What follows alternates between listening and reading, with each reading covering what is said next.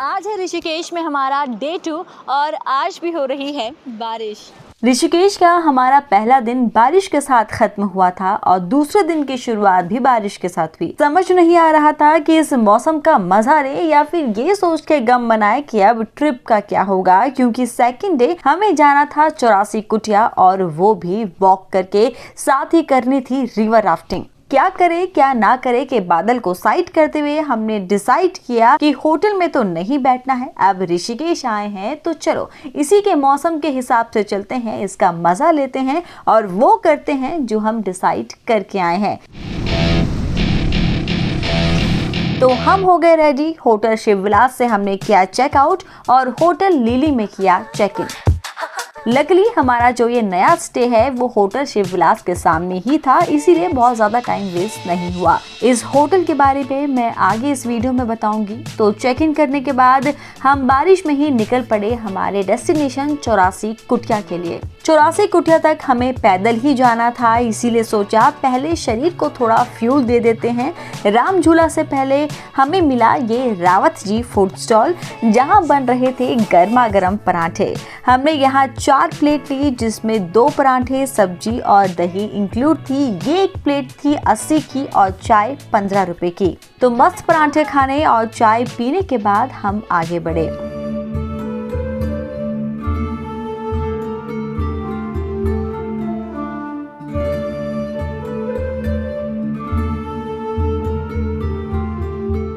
तो मेरे पीछे आप देख रहे हैं राम झूला और राम झूला से होकर ही जाता है बीटल आश्रम का रास्ता। तो अभी हम लोग जा रहे हैं बीटल आश्रम। अब बीटल आश्रम क्या है ये मैं आपको वहीं पहुँच रही हूँ। हिंदू ग्रंथ के अनुसार लक्ष्मण जी ने इसी जगह पर गंगा नदी को पार करने के लिए जूट की रस्सियों का इस्तेमाल किया था, जिस कारण यहाँ रस्सियों का एक झूलता पुल बनाया गया, जिसे लक्ष्मण झूला कहते हैं। लक्ष्मण झूले को देखकर 1986 में राम झूला बनाया गया। इस पुल पर चलते हुए आपको ऐसा लगेगा कि ये झूल रहा है। राम झूला ऋषिकेश का सबसे फेमस टूरिस्ट स्पॉट है, क्योंकि इसी जगह पर आपको ऋषिकेश के और भी बहुत से टूरिस्ट स्पॉट मिल जाएंगे, जैसे कि परमार्थ निकेतन, स्वर्ग आश्रम, 84 कुटिया, ऋषिकेश का मिनी गोवा, गीता भवन, और हम जा रहे हैं 84 कुटिया। हम लोग जा रहे हैं बीटल आश्रम की ओर। जो रास्ता है वो बहुत ही इजी है।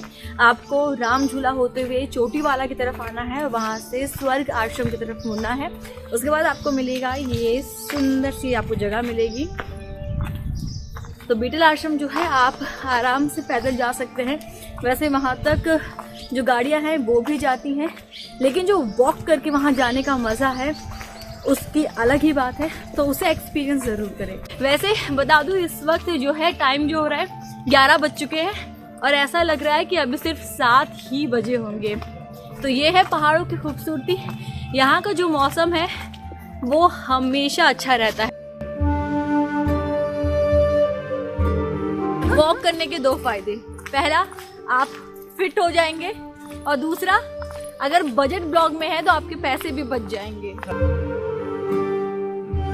84 कुटिया राजाजी टाइगर रिजर्व पार्क में आता है। यहाँ की एंट्री टिकट इंडियंस के लिए है 150 रुपीज, वहीं विदेशियों के लिए है 600 रुपीज। इसी के साथ सीनियर सिटीजन्स और स्टूडेंट्स के लिए भी प्राइस अलग है।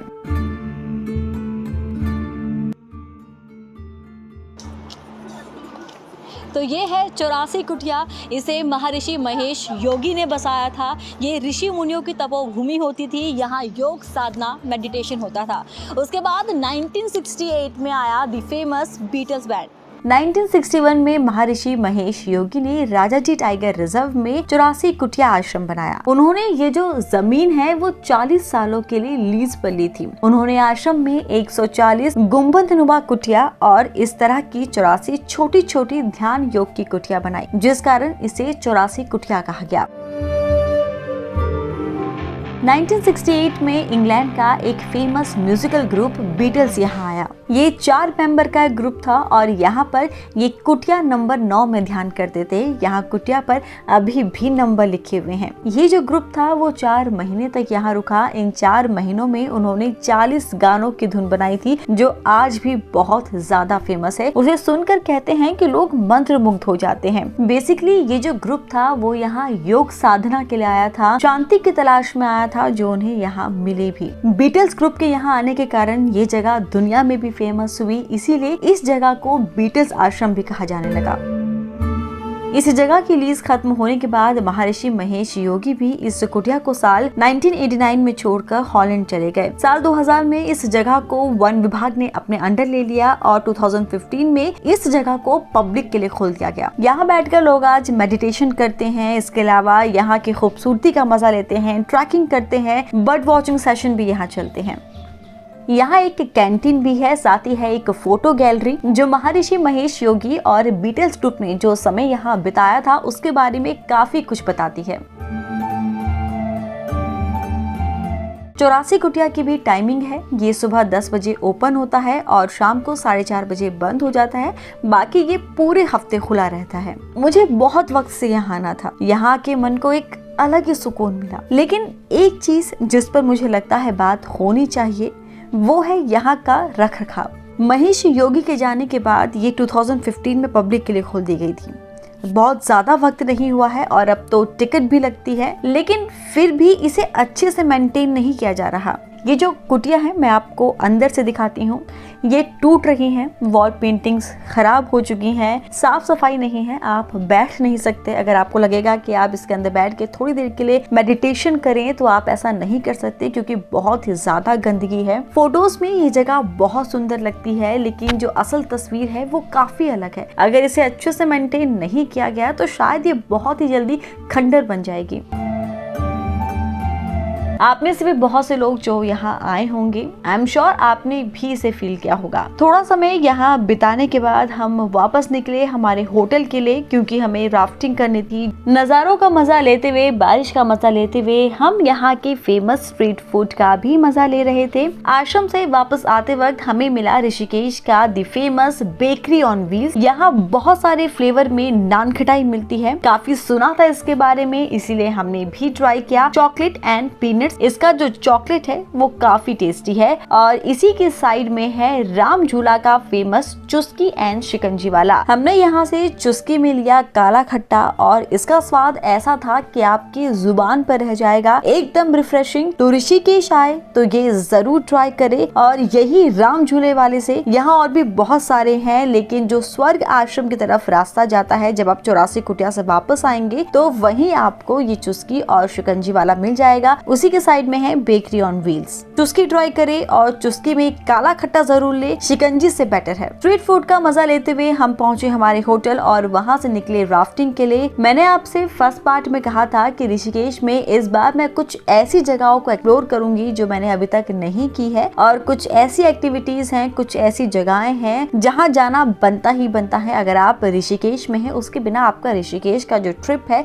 वो कंप्लीट नहीं होगा। जैसे गंगा आरती, परमार्थ निकेतन की, त्रिवेणी की, यहाँ जाना ही जाना है। राम झूला, लक्ष्मण झूला और एक्टिविटीज में राफ्टिंग। होने को यहाँ और भी बहुत सारी एक्टिविटीज है, लेकिन राफ्टिंग एक ऐसी चीज है जो ऋषिकेश के साथ जुड़ गई है। ये पूजा तैयार 12 जाने के लिए, ये भैजी तैयार, ये भाई तैयार। रैपिड का नाम है roller coaster login begin rapid. एक बार चेस करो सारे पेडल को। बोले गंगा मैया की रैपिड का नाम है roller coaster login begin rapid. 3 time call करेंगे गंगा मैया की जय। चलाओ, let's go, move forward, pedal forward. हर बार की तरह इस बार भी हमारा राफ्टिंग का एक्सपीरियंस बहुत ही ऑसम था। वैसे आपको अगर गाइड अच्छा मिल जाए तो आधी जो आपकी नर्वसनेस होती है वो वैसे ही खत्म हो जाती है। बोले गंगा मैया की जय। आगे मैं बोलूंगा चिरमिरी दोम धड़का सारे पेडल से करके हाँ, ठीक है। Let's go, move forward, come on. मैं मिलो, पकड़ के बैठो। रैपिड आ रहा, चलो भैया फास्ट। अरे हेलमेट छोड़ दो, पीछे को गिरना, आगे को मत गिरना, ठीक है? गिरोगी तो। चलिए फॉरवर्ड, आज टीचर का वालों। Straight to the face. I'm taking 6 shots. Are you coming with me? Sometimes you need to let loose, grab juice, get goose, tattoos, taboos, get screwed. Loosen up, buttercup, all those hate. चलिए forward, आज teacher fast. अरे क्या हो गया यार?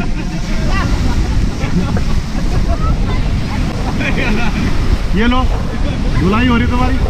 Cliff jumping बंद हो चुकी है। एक एक्सीडेंट के बाद इसे बंद कर दिया गया है। ऋषिकेश में हमारे आगमन के साथ शुरू हुई बारिश ने राफ्टिंग में भी हमारा पीछा नहीं छोड़ा। बिल्कुल फेविकोल की जोड़ की तरह वो हमारे साथ चिपक गई। इस पूरे ट्रिप में बारिश हो रही है, राफ्टिंग आपने की है, आप पूरे गीले हो चुके हैं, ठंड लग रही है, तो ऐसे में पहाड़ों में हमें याद आती हैं दो चीजें, एक चाय और दूसरी मैगी। तो बस ठंड से कपकपाते हुए हमने भी यहाँ चाय और मैगी का मजा लिया। वापस होटल आने के बाद फ्रेश होने के बाद हमारा प्लान था परमार्थ निकेतन जाने का, गंगा आरती देखने का, लेकिन एक बार फिर से बारिश ने हमारा प्लान खराब कर दिया। हालांकि हम होटल से निकले, बरसाती भी ली, बारिश में भीगे भी, लेकिन परमार्थ निकेतन तक नहीं पहुंच पाए। बहुत ज्यादा ही तेज बारिश हो रही थी, कोई कन्वेंस भी नहीं मिल रहा था और टाइम भी हो चुका था, इसीलिए हम वापस होटल ही आ गए। और ये है होटल लिली। एक छोटा सा टूर में यहाँ की रूम्स का आपको देती हूँ। तो ये है हमारे रूम्स और यहाँ की बालकनी से आपको वादियों का सुंदर सा व्यू मिलता है। एक डिसेंट होटल है ये, स्टाफ अच्छा है, सर्विस अच्छी है, लेकिन हाँ यहाँ का खाना बिल्कुल भी अच्छा नहीं है। तो ऋषिकेश में हमारा सेकंड डे खत्म हो चुका है। देखते हैं आज हमने कितना खर्च किया है। तो सबसे पहले बात करते हैं ब्रेकफास्ट की, जो कि हमने की थी राम झूला के पास रावत ढाबा में, जिसके हमने पे किए 380। बिटल आश्रम जहाँ टिकट थी 150 ईच। वहाँ से वापस आते वक्त हमने लिया स्ट्रीट फूड का मजा, जिसके हमने पे किए 200 रुपीज। ये बिल्कुल ऑप्शनल है।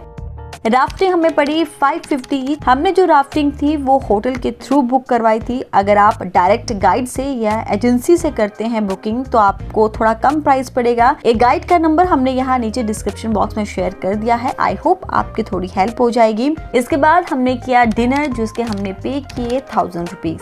तो दूसरे दिन हमारा टोटल खर्चा हुआ 4380 रुपए का। इससे पहले दिन हम 2990 रुपए खर्च कर चुके हैं। 15000 का हमारा टारगेट है, उसमें से फर्स्ट डे हमने खर्च किए 2990 रुपए, सेकेंड डे 4380 रुपए। तो अब जो हमारे पास बचे हैं वो है 7630 रुपए। तो देखते हैं ऋषिकेश का तीसरा दिन खत्म होते होते ये जो 15000 का हमारा टारगेट है हम अचीव कर पाते हैं कि नहीं। अभी इसमें कन्वेंस का बाकी है, साथ ही जो ये होटल लिली है उसके भी इसमें ऐड होने अभी बाकी हैं। तो अब आपसे मुलाकात होगी ऋषिकेश ट्रिप के आखिरी और तीसरे व्लॉग में। इस वीडियो को लाइक करें, शेयर करें और अगर आप ट्रैवल सूत्रा सुमन स्वे पर नए हैं तो इसे सब्सक्राइब करना आप बिल्कुल ना भूलें।